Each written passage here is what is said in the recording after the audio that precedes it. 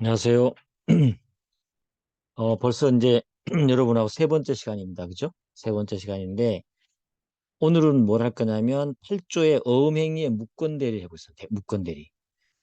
자, 우리가, 대리, 그죠? 대리, 어렵다 그랬죠? 앞쪽에서 우리 할 때, 사실, 어음행위는 대리에 친한 거지만, 친한 행위지만, 어렵다고 했죠? 어렵다. 그죠?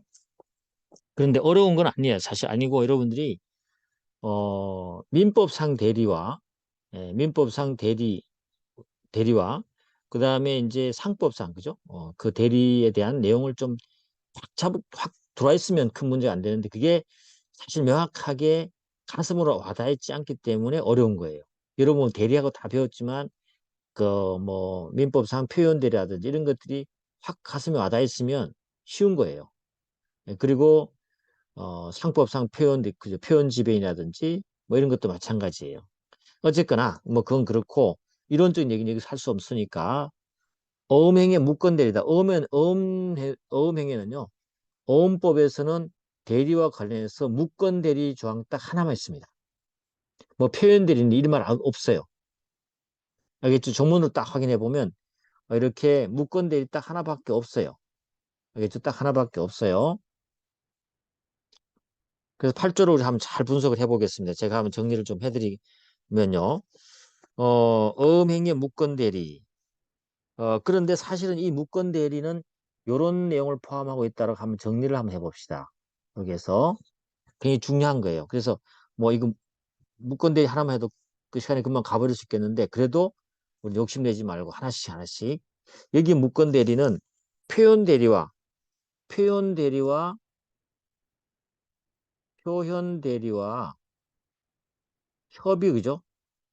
협의의 무건 대리를 포함하고 있는 개념이에요. 알겠죠? 그 표현 대리 협의의 무건 대리 똑같아 사실은. 포함된 거죠. 포함된 것이고. 자, 그러면 오음 행위를 했을 때에 우리 한번 살펴본 게 있죠. 어떻게 했습니까? 민법상 표현 대리하고 상법상 표현 대리 좀 나눠졌잖아요. 그죠? 나눠졌는데 그 부분을 제가 한번 요걸 좀 설명하고 난 다음에 정리를 한번 해볼게요. 일단 먼저 표현 대리, 협의와 무권 대리부터 설명해 보면 대리권 없이 타인의 대리인으로 환음의 기명 날인하거나 서명한 자는 그 어음에 의해서 의무를 부담한다. 대리권 없이 타인의 대리인으로 환음에 어떻게 해요? 기명 날인 서명했다는 거죠. 대리인으로. 우리가 어음의 대리 행위는 반드시 요건이 뭐죠? 대리인이 기명 날인 서명이 있어야 되거든요. 그죠? 그러니까는 우리가 위조를 했을 때는 그 위조한 자는 어음에 표시되지 않기 때문에 위조자는 어음상 책임지지 않잖아요. 그런데 여기에 대리는요. 본인이 기명날인 서명하도록 돼 있단 말이죠. 어음에 자기 기명날인 나타나 있기 때문에 그 어음에 대해서 책임을 부담할 수밖에 없어요. 대리권 없이 했으니까. 자기가 마음대로 해버리는 거니까 거기에 대해서 자기 마음대로 하고 기명날인 서명했으니까 우리는 외관법리에 따라가니까 기명날인 한자가 한 것으로 그냥 보고 무권 대리인이 책임지면 되는 거죠. 어때요? 그렇죠? 또 그자가 엄금액을 지급했다. 지급했을 때는 그냥 자기가 책임지고 지급한 거잖아요. 그럼 본인하고 같은 권리를 그냥 갖는 거예요. 알겠죠? 그러면서 뒤에 뭐가 나왔어요? 권한을 초과한 대리인도 똑같아요. 회원 대리들이 나왔잖아요. 그러니까 여기는 협의의 무권 대리, 앞쪽에는 협의의 무권 대리, 뒤쪽에는 어때요? 표현 대리 규정이 나온 거 표현 대리. 이제 아시겠죠? 조문 보고 이제 느껴지겠죠? 이제 확실히 들어오죠? 이렇게 되는 겁니다. 권한을 초과했다.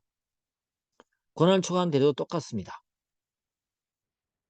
그 대리권 없이 만약에 자기가 대리권 없이 여기에 100만 원어치 그죠? 어음을 끌었단 말이에요. 근데 자기가 대리인으로서 기명날인 했어요.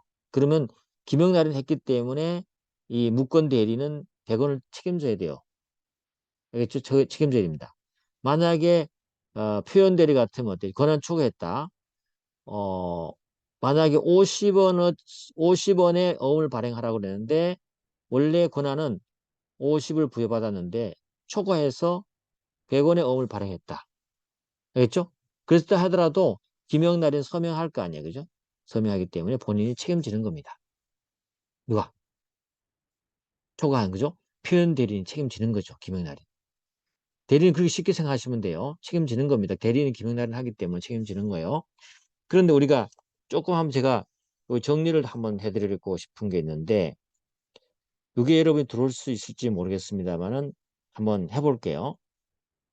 그냥 한번 이론 설명한 거하고 똑같은 내용인데 정리를 간단하게 한번 해볼게요. 어떻게 하냐면 우리가 어음행위를 했다. 어음행위를 했어요. 그럴 때 우리가 어음행위가 민법상 표현 대리에 적용될 거냐 상법상 어, 표현 대리 행위와 적용될 거냐 문제되는데 그냥 있죠. 민, 민법상 표현 대리죠. 이럴 때는 우리가 뭐 있었죠? 125조, 126조, 129조가 있었잖아. 그죠? 이렇게 했었는데 중요한 거는 이 민법상 표현 대리에 의해서 책임지는 상대방 있죠. 이 상대방이 좀 달라집니다. 상대방. 상대방은 직접 상대방만 말하고요. 그리고 이 상대방은 요건이 선의이고 무중과실이에요. 무중과실일 때 어떻게 된다? 표현 대리인이 책임지는 거예요. 김영란을 했기 때문에 그죠? 책임지는 거예요. 그 다음에 두 번째 상법은 어떠냐? 상법상은 우리가 뭐가 있죠? 뭐가 있어요? 표현 지배인, 표현 대표이사. 첫 번째는요. 표현 지배인. 표현 지배인도 오음행위를 할 수 있거든요. 두 번째, 그 다음에 표현 대표이사.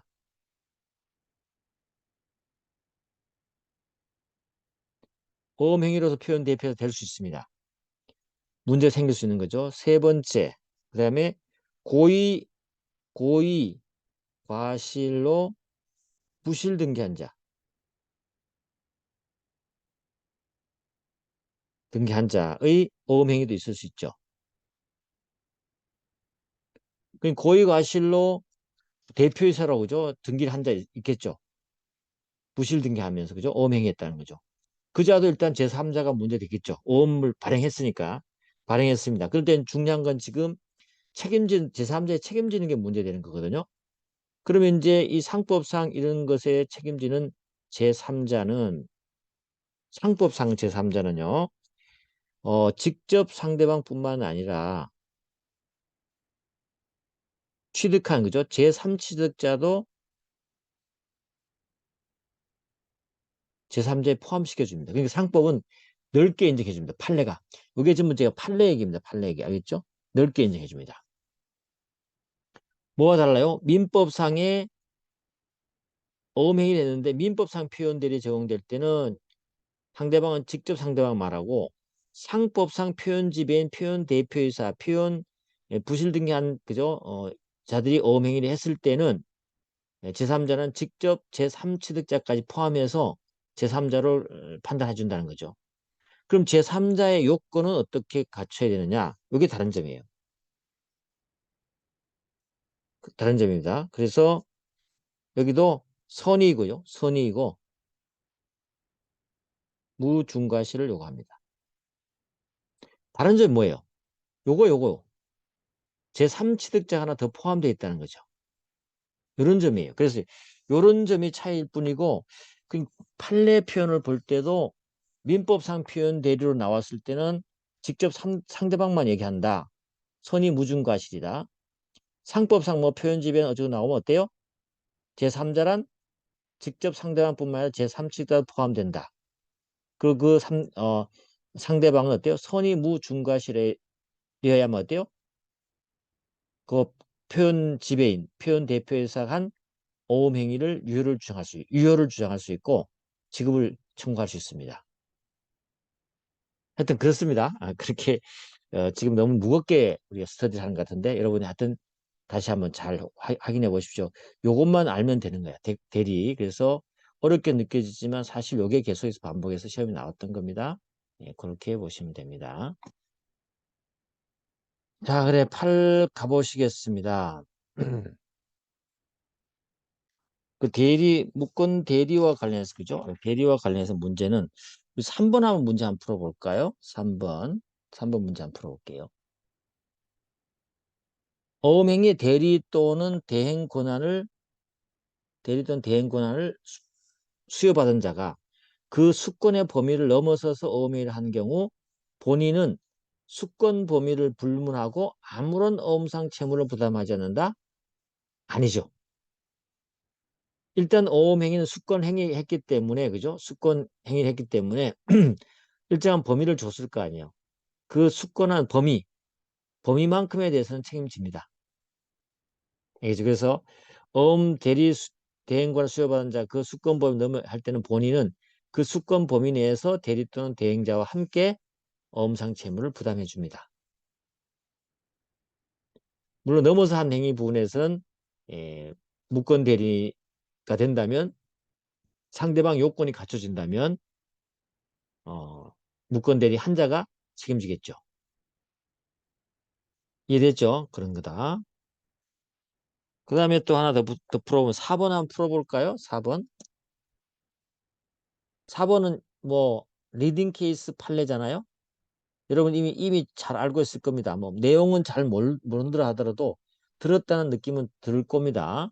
예, 들을 건데 약속어음의 보증 부분이 위조된 어음, 보증 부분이 위조된 해당 약속어음을 빼서 양도받은 이 제3취득자. 이 보증행위가 민법 126조가 정한 표현 대리행위로서 보증인의 그 효력에 미친다고 주장할 수 있는 제3자에 해당한다? 아니라겠죠. 그래서 이 보증 부분이 위조됐다. 값을 이게 발행이라 합시다. 발행인. 이럴 때 K가 보증을 써줬어요. 이게 보증인이죠. 어음 보증이죠. 이럴 때 이 보증인이, 그죠? 이 보증이 위조됐단 말이죠. 보증 부분이 위조됐어요. 위조되고 이게 126조에는 표현 지배인, 그죠? 표현 대리 행위로 보증인에게 효력이 미친다고 주장할 자는 누굽니까? 직접 상대방만 말하는 거죠. 우리 126조 민법에 아까 126조는 상대방은 누구라 그랬죠? 직접 상대방만 얘기한다 했죠. 그죠? 주장할 수 있는 자는 누구예요? 직접 상대방 말하니까 이 직접 상대방 말하는 거죠. 여기 제3취득자 있다면 포함 안 시켜요. 알겠죠? 어음과 어음행위와 관련되는 부분에서 126조가 나오면 직접 상대방만 말한다. 알아주시면 돼요. 민법이 나오면. 그런 뜻입니다. 알겠죠? 그걸 알아두셔야 돼요. 그래서 표현대리에 관한 민법 126조 규정에서 제3자라 하면 표현대리 직접 상대방이 될 자만을 지칭하는 것이고, 민법 그랬죠, 민법. 약속음의 보증은 발행인을 위해서 어음급 채무를 담보할 목적으로 보증인의 단독 행위이므로 그 행위의 구체적 실적 상대방은 어음의 제3취득자가 아니라 바로 발행인을 할 것이므로 약속음의 보증 부분이 위조된 경우에 동약속음을 빼서 양도받은 제3취득자는 위 보증 행위가 민법 126조의 소정의 표현대리 행위로서 보증인에게 그 효력이 미친다고 주장할 수 있는 제3자에 해당되지 않는다. 좀 않는다라고 알아주시면 됩니다.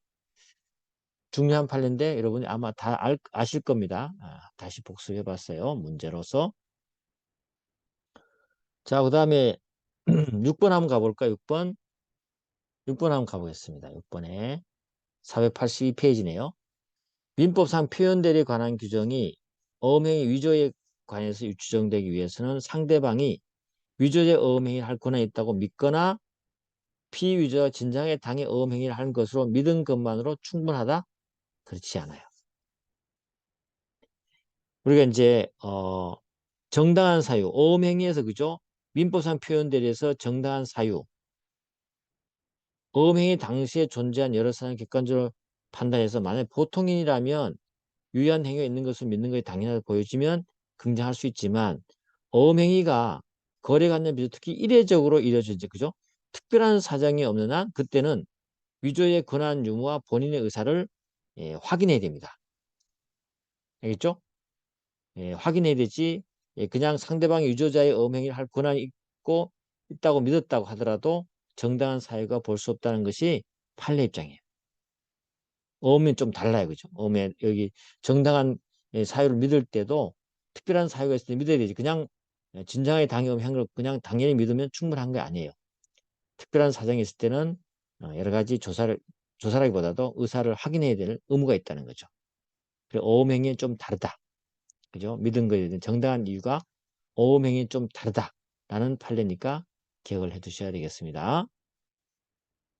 자, 또 넘어가 보겠습니다. 이제 넘어가셔가지고 뭐 이것도 하나 보고 가죠. 뭐 이왕 하는 거니까 이 발행인의 책임, 발행인의 책임. 발행인은 어떠한 책임질까요? 발행인은 어음의 인수와 지급을 담보합니다.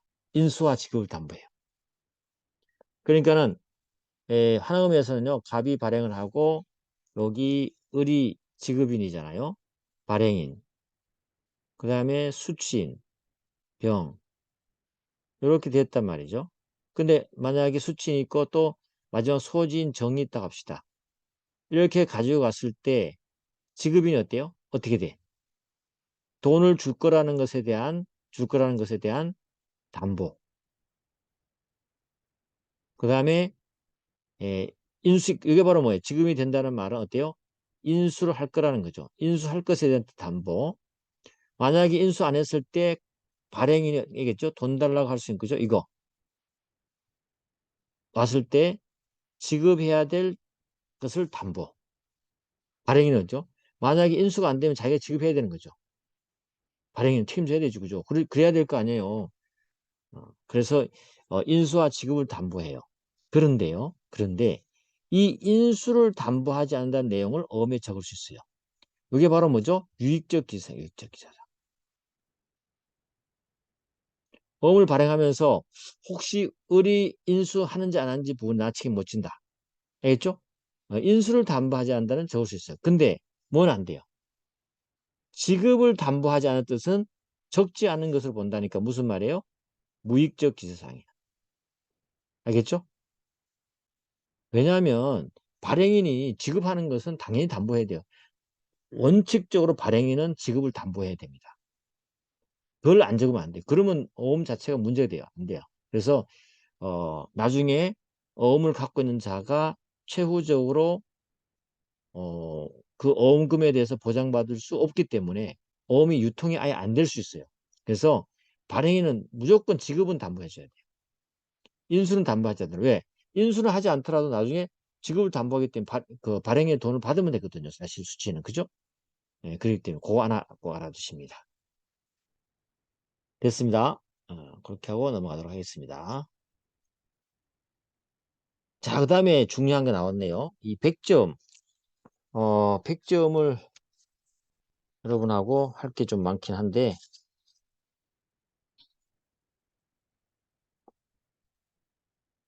100점은 조문만 좀 보도록 하죠, 뭐.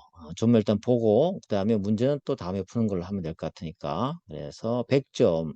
우리 잘 알고 있죠, 100점. 뭐 이론적으로 설명하지 않겠습니다. 조문만 살펴본다면, 미완성으로 발행한. 미완성으로 발행한다는 말은 무슨 말이죠? 의도적으로 미완성 발행한다는 거죠. 한 의미에서 미리 합의한 사항과 다른 내용을 보충한 경우는 그 합의의 위반을 이유로 소진에게 대항하지 못하는 거죠. 그러나 소진이 만약에 악의이거나 중대한 과실일 때는 대항할 수 있어요. 여기서 우리 미리 생각해 볼 게 뭐예요? 일단 백지엄은 미완성어입니다. 그리고 합의한 사항이 있다니까 있죠? 미리 합의했다니까 미리 의도적으로 그랬다는 것이고 또 한 가지 어때요? 보충권이 존재한다는 거죠. 보충권이 존재한다. 요거만 알아두시면 되죠. 일단 조문은 간단해요. 간단하지만 우리가 이론적으로는 좀 많이 배웠죠. 배웠는데 중요한 내용들이 좀 있습니다. 그러니까는 100점이 되려면 요건을 한번 제가 한번 써볼게요. 여러분 요건을 한번 그냥 뭐 다 배운 거지만 한번 다시 한번 정리해 보면 어음 요건 일단 흠결돼 있어야 된다. 100점 되려면 일단 어음 요건이 흠결돼 있어야 된다. 두 번째 행위자에 뭐가 있어야 돼요? 행위자 누구든지 어때 책임진 자가 있어야 되기 때문에 기명날인이 있어야 된다. 세 번째는 보충권이 존재해야 된다. 알겠죠? 보충권이 존재해야 된다.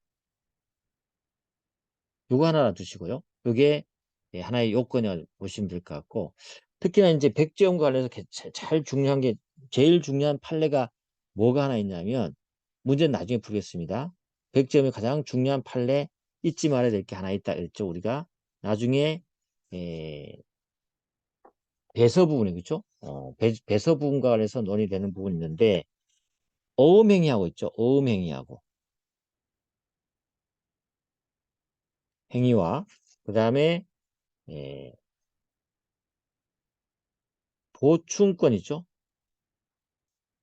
보충권의 행사 시기. 이게는 어때요? 구별돼야 되는 거.